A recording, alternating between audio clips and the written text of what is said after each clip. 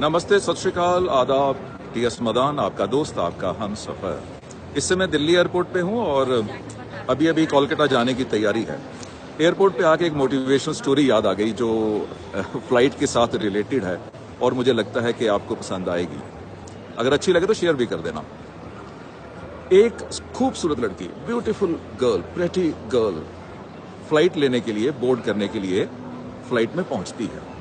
जब अपनी सीट के नज़दीक पहुंचती है तो वो देखती है कि जिस सीट पे उसने बैठना है, साथ वाली सीट पे एक ऐसा व्यक्ति बैठा है जिसका मुंह जला हुआ है, यानी जलने के निशान हैं।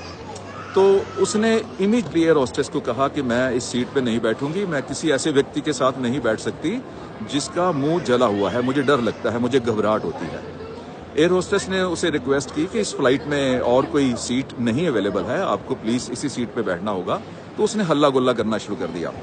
एयर होस्टेस इमीडिएटली केबिन में गई और कॉकपिट में गई और वहाँ जाके उसने कैप्टन से बात की, पायलट से बात की और 3-4 मिनट के बाद वापस आई और आके उस लड़की को कहा कि मैडम, एग्जीक्यूटिव क्लास में एक सीट खाली थी।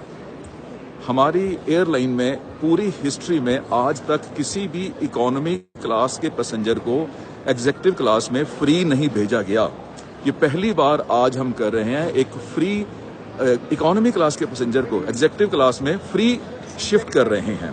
तो आपके कहने के कारण, तो अभी वो सुंदर लड़की कुछ बोलने ही लगी थी तो एयर होस्टेस ने उस आदमी की ओर इशारा किया कि सर, आप एग्जीक्यूटिव क्लास में शिफ्ट कर सकते हैं, हमने केवल आप ही के लिए ये रूल तोड़ा है। लड़की बेचारी हैरान, परेशान, शर्मिंदा। तो वो आदमी उठ के बोलने लगा कि मैं आर्मी में था और बॉर्डर पे एक बम फटने से मुझे ये आग लगी और मेरा चेहरा खराब हो गया। जब इस सुंदर लड़की ने कहा कि मैं इसके साथ नहीं बैठ सकती तो मुझे लगा कि क्या मैं ऐसे लोगों के लिए अपनी जान गंवाता हूँ, अपने हम बॉर्डर पे इन लोगों के लिए जाके लड़ते हैं।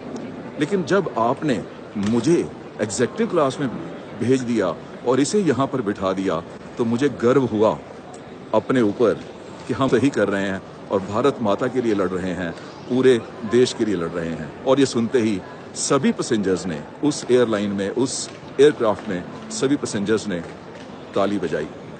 मुझे लगता है कि आप समझ गए होंगे, सुंदरता कर्मों से है। अब काम क्या करते हैं? सुंदरता चेहरे पे नहीं है कि आप दिखते कैसे हैं। दिल को सुंदर कीजिए, अपने कर्मों को सुंदर कीजिए, अपनी सोच को सुंदर कीजिए, अपने एक्शंस को सुंदर कीजिए। खुद ब खुद हम सुंदर दिखाई देंगे और लोग हमारी इज्जत करेंगे। So all the best, keep learning, keep growing. Best of luck.